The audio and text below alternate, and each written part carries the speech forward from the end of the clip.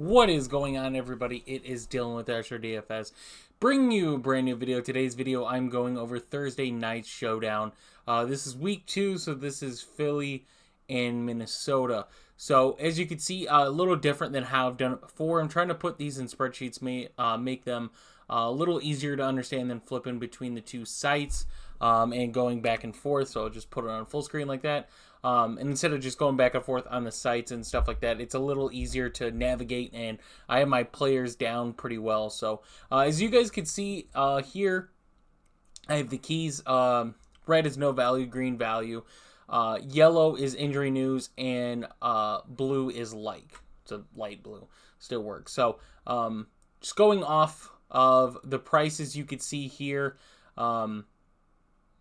Justin Jefferson, Jalen Hurts, AJ Brown, Kirk Cousins, Devontae Smith, the big hitters on DraftKings. Fanduel, it's almost the same thing. You get Jalen Hurts, then Kirk Cousins, AJ Brown, Justin Jefferson the same, and Devontae Smith there at 12.5. So a little bit different in a way, but not too crazy. So let's get into it. So Justin Jefferson is definitely a like for me, especially in this matchup. He's going to see some Darius Slay, but with Bradbury being out, that is huge news. I think the situation of Philly safeties kind of being different from last season as well, and then Bradbury being out just screams Justin Jefferson in this matchup, to where even going down below in Jalen Hurts here, another player that I like, I think Philly's offense should have, I think this should be a really good passing game. Running game is going to struggle, but I think the pass game should be good for both teams. So having Justin Jefferson on the Minnesota side is definitely a plus, because you have someone like Philly who's going against a Minnesota secondary who's very lackluster at the corner position as well. So two of the top players, Justin Jefferson and Jalen Hurts, are definitely yeses for me. Players that I'm going to have a lot of ownership, and rightfully so. I mean, it's not like I'm breaking any news or anything, but I do like both these players. The news of Kenneth Gainwell being out, which is unfortunate for him, does bring some more value to Jalen Hurts, because Kenneth Gainwell got all of the red zone rushing attempts for Philadelphia. So a top 5 rushing attempt player like Jalen Hurts last season, now some of those attempts are going to go to him. They're going to find ways to try to get Jalen Hurts in the end zone without hurting him. So Jalen Hurts is a huge plus, especially on DraftKings. Usually once you go above 12K, which Justin Jefferson is, if you get two players, it's going to be a fun one. Fanduel, he's 17.5, which is still not Patrick Mahomes price. He's under that 8K or 18K, but he is still very expensive. Next is AJ Brown. So I think AJ Brown's a good play in DraftKings, right? I just like the value more on FanDuel because, one, you're paying $500 more than Devontae Smith, and $2,000 less than Kirk Cousins, right? I don't like Kirk Cousins on FanDuel. Really, it's not saying that I'm not going to get ownership, because you have to get ownership of quarterbacks, right? That's just how it goes. But do I like his price on FanDuel compared to DraftKings, right? DraftKings, he's the 4th highest player and only 200 more than Devontae Smith. So granted, FanDuel, you got to account for the half-point PPR, so that's a huge difference. But on FanDuel, I just don't want to pay the 15 as much in lineups as I do on DraftKings for the price. Remember, FanDuel, you only get 5 players too. So if you like both quarterbacks, that's $32,000. That's half your salary right there on 2 players. So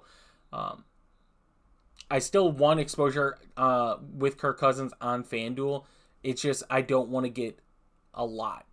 So if that makes sense. But AJ Brown on FanDuel, I like his price better than Devontae Smith. It's $500 more.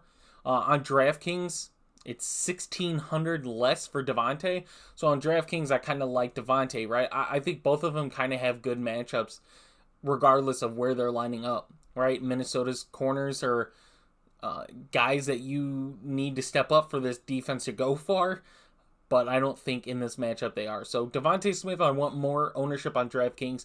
On FanDuel, I want more AJ Brown ownership. That's just pricing-wise and opportunities to allow that. So yeah, I mentioned Alexander Mattison in this matchup. I don't like Minnesota running backs.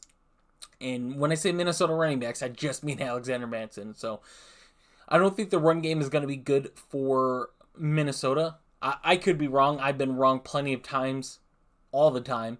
But this is a matchup where I don't see Minnesota being able to run the ball consistently well. They might get a run here and there. I really just feel like Philly's defensive line is crazy good. So Alexander Mattison on both sides is out. So it's still not saying that I'm going to get zero ownership if you're playing 150s, but that ownership is going to be lower. The exposure is going to be lower than how most people have the ownership. So Kenneth Gainwell mentioned out. So after that is TJ Hawkinson. Granted, these prices are sorted by DraftKings first, not FanDuel, so you'll see some of the FanDuel prices kind of all over the place. But TJ Hawkinson, 6,800 on DraftKings is a yes. Philly gave up 23.2 points to New England tight ends. New England. Granted, the wide receivers for New England didn't get much, but the tight ends did. So TJ Hawkinson, 6,800, I think is a great play on both sides, especially the price point. Like, you're paying 500 more for Addison, who I also like on both sides. Don't get me wrong, but $500 is a lot on FanDuel sometimes. So on DraftKings, it's not as much of an impact. The $400 isn't as much on DraftKings as it is on FanDuel at times. So both are really good plays, like I mentioned, for Justin Jefferson. It's the same for TJ Hawkinson and Jordan Addison, right? The Philly defensive line is crazy good. They have some pieces in their secondary, right? And their linebackers are, kind of young and inexperienced. So that happens from time to time with mistakes. So TJ Hawkinson, Jordan Addison, two other plays that I really like on both sides. I have all the backup quarterbacks out. And then if you see here, Dallas Goedert. I'm not high on Dallas Goedert tomorrow. Got one target last week against Tampa Bay. Tampa Bay, a really good team against tight ends. So is Minnesota. Minnesota plays tight ends really good. The pricing is just not there for me. Especially on FanDuel, 9,500. Like, there are some players that you could put in that have, better upsides than Dallas Goedert, or paying more. Like, I'd rather pay 500 more for TJ Hawkinson in this matchup than I would Dallas Goedert, right?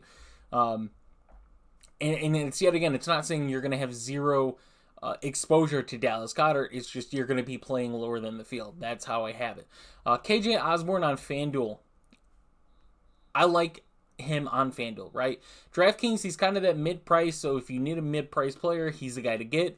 But on FanDuel, I really like him, right? 7,000, so to put that in perspective, that's cheaper than the defenses, the kickers, Quez Watkins, Boston Scott, some of these guys. He's very cheap on FanDuel, 7,000. That is extremely cheap for KJ Osborne. So on FanDuel, I'm gonna get more exposure to KJ Osborne on FanDuel than I am DraftKings. It's just pricing, right? That opportunity, the value is there for me on FanDuel. We keep going down the Eagles defense, right? Playing in 150s. Do I necessarily love them in this matchup? No, because there could be a situation where Philly's defense plays very well, right? They do what Philly's defense does. They get to Kirk Cousins. They stop the run game. They force Minnesota to pass all the time, and the secondary prevails, right? They're able to slow down Justin Jefferson, never stop, slow down. So there's a scenario that happens. There's also a scenario where Kirk Cousins in that passing game lights them up for 300 plus yards and multiple touchdowns, and the Eagles are going to get their sacks, right? They're freaks of nature on that defensive line, so they're going to get theirs. But is it necessarily worth it with all the passing yards and potential defense passing touchdowns that go against this defense that you want a lot of exposure? So I'm fine with playing them. I don't have a dislike or like on them, right? And then Jake Elliott, Greg Joseph. Elliott being a little more expensive, just the better team, favored by 6.5 points. Both kickers I like on both sides. I think the price is good, get exposure to them. And then we get values, right? So values, DeAndre Swift's more of a value just because of the situation, right? Values I do on DraftKings is under 3,000. FanDuel is kind of 7,500 and cheaper. most of the time you get 8,000, but 7,500 and cheaper. But DeAndre Swift with Kenneth Gainwell out, you figure he's going to get more volume, right? Now, is it going to be the greatest? Maybe not. Tampa Bay, or I'm sorry, Minnesota was able to stop Tampa Bay running the football last week. So, granted, Philly has one of the best rushing games, and DeAndre Swift was brought in for a reason. I just like the volume, right? He's going to get volume. What he does with it, what ends up happening is on him, but he should get a lot more volume with Gainwell being out. So, Vikings defense, I'm not really high on. I don't see a scenario where they're able to consistently stop Philadelphia the entire game, right? Philly's offense was pretty much shut down by the Patriots defense after the first quarter. There wasn't a lot of movement, so I wouldn't necessarily say that it was Philly's offense. I'd say it was more the Patriots defense, but the Vikings do not have that same defense at all. So I like Philly's offense. Vikings defensive exposure is going to be lower, and it's the same with Quez Watkins. I just don't find value in Quez Watkins. If he doesn't catch a long ball, he's pretty much useless. If he catches it, he hits his value. But he's got to catch the ball. He's got to get a ball thrown to him. It's just not worth the risk of getting a lot of exposure. And then Boston Scott on DraftKings, huge value. Fanduel, right? He hits that value as well. I think he's fairly priced on both sides. I like him for the touchdown upside, right? He's gonna get volume as well. We're probably gonna see Rashard Penny as well. Like we're gonna see all three running backs used tonight, but Boston Scott has that touchdown upside, right? We saw him get in there last year.